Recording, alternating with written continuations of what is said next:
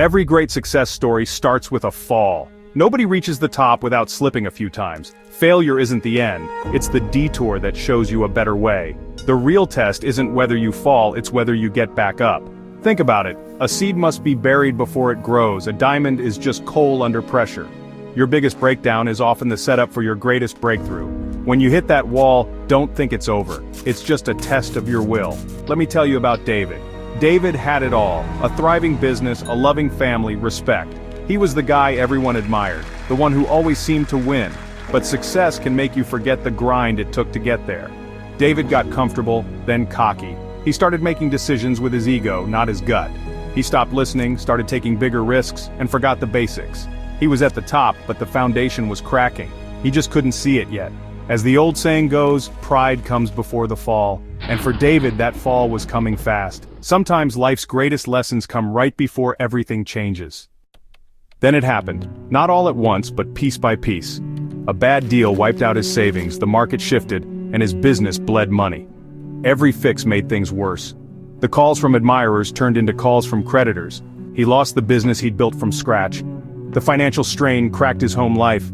Arguments led to separation. The house was sold, the car repossessed. In a blink, David went from having everything to nothing but debt. Rock bottom is a strange place. Time slows, shame grows.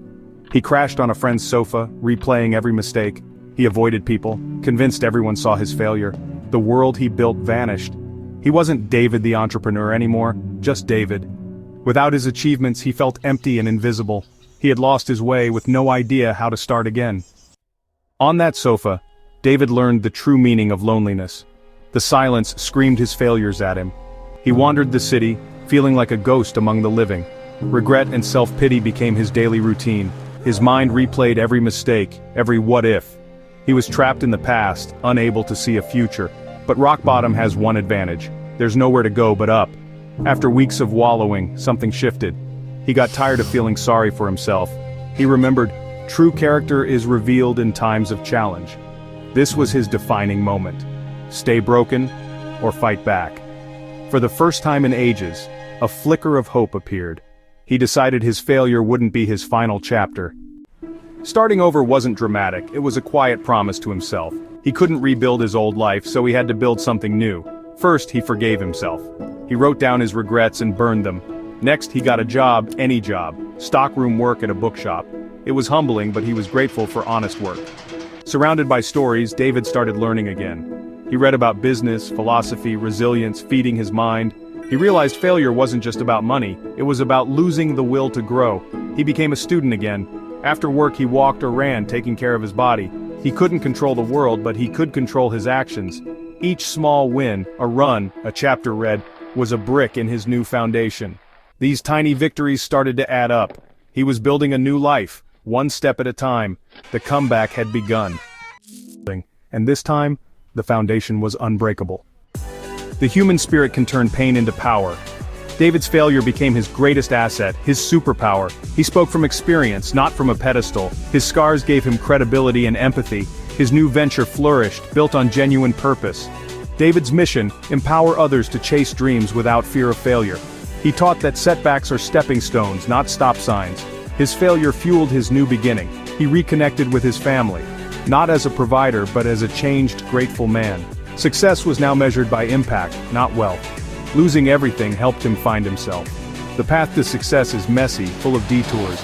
David's journey proves our wounds can become our strengths. Own your scars, they're proof you survived and grew stronger. Now I'm talking to you, the one who feels stuck or defeated. Your story isn't over. This tough chapter is just the setup for your comeback. Failure is an event, not your identity. What defines you is what you do next. Will you stay down, or get up and fight? Let this setback be your cornerstone, not your tombstone. Start small, win today. Get out of bed, take a walk, read a page, make a call, celebrate each small win. Momentum builds, one brick at a time. Your comeback starts with a single step. Don't let your past dictate your future, use it to fuel your rise. The world needs your story, not of your fall, but of your rise. Go write your next chapter, I believe in you. Your greatest success is waiting on the other side of your greatest failure. Before you go, if this message lit a spark within you, don't keep it to yourself. Smash that like button, Subscribe for more stories of resilience, and share this video with someone who needs a boost today. Drop your own comeback story in the comments below. Let's fill this space with hope, grit, and triumph. Remember, you're not alone on this journey. Look around. There's a whole community rising with you, cheering you on every step of the way. Together, we turn setbacks into stories worth sharing. Let's keep building, keep believing, and keep coming back, stronger together.